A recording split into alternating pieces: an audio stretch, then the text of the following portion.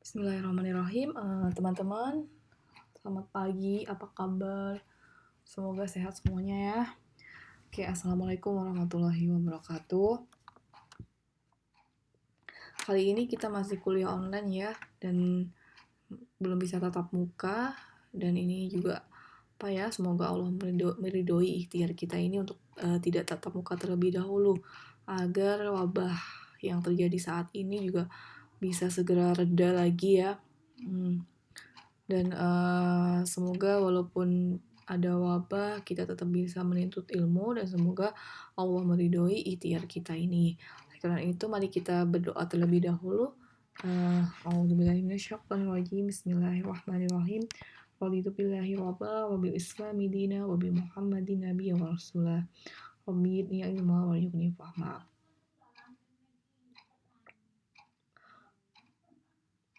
Oke, nah di kuliah minggu lalu kita sudah belajar ya tentang sel prokaryotik dan juga sel eukaryotik. Kemudian kita juga sudah bahas golongan mikroorganisme apa saja yang termasuk ke dalam prokaryotik gitu ya. Kita sudah mengenal ada golongan bakteri dan golongan archaea. Dan juga saya sempat singgung sedikit tentang golongan archaea. Nah, pada kesempatan kali ini saya akan coba bahas terkait dengan mikroorganisme yang termasuk ke dalam golongan prokaryotik dan juga mikroorganisme yang nantinya tergolong ke dalam eukaryotik, sehingga kuliah ini saya namakan sebagai keanekaragaman mikroorganisme. Nah, yang pertama dari golongan archaea, kemarin saya sudah sempat singgung siapa sih golongan archaea ini gitu ya. Nah, golongan archaea adalah golongan mikroorganisme yang dicirikan dengan kemampuannya untuk tumbuh pada kondisi yang sangat ekstrim. Jadi misalnya pada kondisi yang suhunya sangat tinggi atau kondisi yang lingkungannya berkadar garam yang sangat tinggi atau juga yang lingkungannya berkadar sulfur sangat tinggi. Dan juga ada archaea yang mampu menghasilkan metana. Oke, yang pertama kita bahas dulu ada thermophilic archaea. Ini adalah archaea yang mampu tumbuh pada suhu yang sangat tinggi. Nah, siapa saja yang termasuk ke dalam archaea ini gitu ya. Nah, pertama ada dari genus Sulfolobus. Nah, teman-teman ingat ya, saat penamaan taksonomi, tingkatan taksonomi yang paling tinggi adalah kingdom. Kemudian di bawahnya kingdom ada phylum. Lalu di bawahnya phylum ada ordo. Di bawahnya ordo ada class. Lalu di bawahnya class ada family. Di bawahnya family ada genus. Kemudian tingkatan paling bawah adalah spesies. Jadi kalau genus ini adalah kumpulan dari beberapa spesies yang memiliki karakteristik yang sama. Nah, genus Sulfolobus ini dicontohkan oleh spesies Sulfolobus sulfataricus. Yang mana spesies ini mampu tumbuh pada volcano. Kita tahu ya bahwa volcano itu kan volcano atau kawah itu kan suhunya tinggi ya. Suhu kisarannya adalah 75 sampai 80 derajat Celcius. Dan Sulfolobus sulfataricus ini mampu tumbuh pada pH yang sangat asam, yaitu pH 2 sampai 3. Sehingga ini dikatakan sebagai asidofil, suka asam gitu ya, dan juga termofil sekaligus. Nah, Oke, ada juga dari genus Thermoplasma yang termasuk ke dalam golongan ini, Thermophilic archaea gitu ya, dan juga Thermococcus yang dicontohkan oleh spesies Thermoplasma acidophilum dan Thermococcus acidiminophorans. Ya, ini dilihat dari katanya juga, dia berarti bisa tumbuh pada pH yang asam gitu ya, acidophil, acidimino gitu. Itu acid gitu ya. Acid itu pH-nya asam gitu. Nah, selain itu juga ada dari genus Pyrococcus. Nah, ini contoh spesiesnya adalah Pyrococcus furiosus. Nah, Pyrococcus furiosus ini disebut sebagai hipertermofil archaea. Hipertermofil archaea. Kenapa? Karena dia mampu tumbuh pada suhu 100 derajat Celcius. Suhu 100 derajat Celcius itu kan berarti suhu air mendidih ya. Yang mana suhu tersebut itu bisa mematikan semua jenis makhluk hidup gitu ya. Nah, kita aja yang kalau suhunya 30 sampai 36 derajat aja udah kepanasan ya, apalagi suhu 100 derajat. Namun Masya Allah ada makhluk Allah yang mampu tumbuh pada suhu ini gitu ya, hipertermofil archaea gitu. Nah, selanjutnya ada dari genus Archaeoglobus. Ini juga mampu tumbuh pada suhu yang tinggi dan juga dikatakan sebagai hypertermofil. Dan ini bisa membentuk biofilm gitu ya, dan juga bisa menyebabkan korosi pada besi. Ya, dan kemampuannya membentuk filofilm ini gitu ya, yang nantinya dia bisa digunakan atau diaplikasikan pada industri metal, industri logam gitu ya. Oke, nah selanjutnya dari genus Thermoproteus ini dikatakan sebagai extremely thermophilic anaerobic archaea.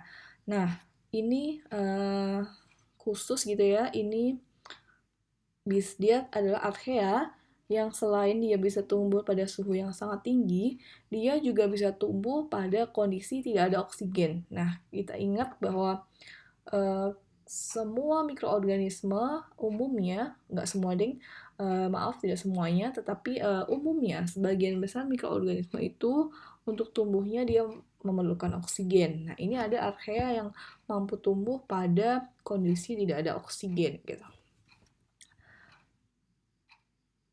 Oke. Ada juga dari genus Disulphurococcus yang dicontohkan dengan Disulphurococcus saccharophorans ini. Nah, itu tadi archaea yang termasuk ke dalam thermophilic archaea gitu. Nah, next. Selanjutnya ada metanogenik archaea, yaitu archaea yang mampu memproduksi gas metana. Nah, ini dicontohkan genus Methanobacterium yang dicontohkan oleh spesies Methanobacterium thermoautotropicum. Nah, ini juga ada dari genus Methanobacterium dan Methylomonas. Ini contoh spesiesnya ya, Methanobacterium brianti, Methanobacterium subterranum gitu. Nah, next ini Methanococcus. Jadi tadi ya, archaea ini, metanogenik archaea ini mampu menghasilkan metana, yang mana dengan kemampuannya menghasilkan metana ini bermanfaat pada wastewater treatment gitu ya, pada pengolahan limbah, yang mana metana ini akan mendegradasi polutan-polutan organik gitu ya, dan juga menggunakan karbon dioksida untuk diubahnya menjadi gas metana. Namun jika kebanyakan jenis archaea ini juga tidak baik, karena kita ingat bahwa gas metana itu juga salah satu gas rumah kaca yang mana bisa menyebabkan memicu global warming gitu ya. Nah, ada positifnya, ada negatifnya. Nah, contoh yang lain adalah Metanosarsina. Ini archaea dari metanogenik archaea yang bentuknya itu seperti anggur gitu ya. Maka kenapa dia dinamakan sebagai sarsina, Metanosarsina gitu. Selanjutnya ada dari genus Methanopyrus. Nah, ini contoh spesiesnya Methanopyrus candleri. Nah, itu tadi metanogenik archaea yang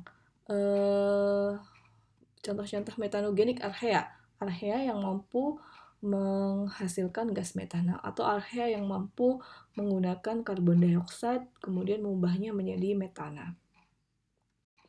Next, yang terakhir adalah halophilic archaea, yaitu archaea yang mampu tumbuh pada kadar garam yang sangat tinggi. Nah, ini teman-teman lihat di sini ada di Great Salt Lake, ini lake-nya ini berwarna pink agak ungu gitu ya. Nah, warna ini adalah yang mana yang timbul karena ada Archaea Methanosarcina mazei. Jadi ada Archaea yang mampu tumbuh pada kadar garam yang tinggi. Tuh. Nah, yang termasuk ke dalam halophilic archaea ada dari genus Halobacterium gitu ya. Yang ini contoh spesiesnya adalah Halobacterium salinarum. Nah, Halobacterium ini juga yang menyebabkan Sitam Lake di Australia itu juga berwarna pink. Nah, ini halophilic archaea gitu ya. Nah, ini bentuk Halobacterium halobium ini bentuknya batang gitu ya, batang panjang gitu. Ini dilihat menggunakan scanning elektron mikroskop. Nah, itu tadi archaea yang masuk ke dalam halophilic. Nah, tadi ya golongan-golongan archaea gitu. Nah, kita flashback lagi bahwa kita sudah mengenal golongan bakteri, golongan archaea, yang mana kedua kingdom ini termasuk ke dalam mikroorganisme prokaryotik. Nah, selain itu, ada juga mikroorganisme yang tergolong ke dalam eukaryotik. Nah, siapakah dia?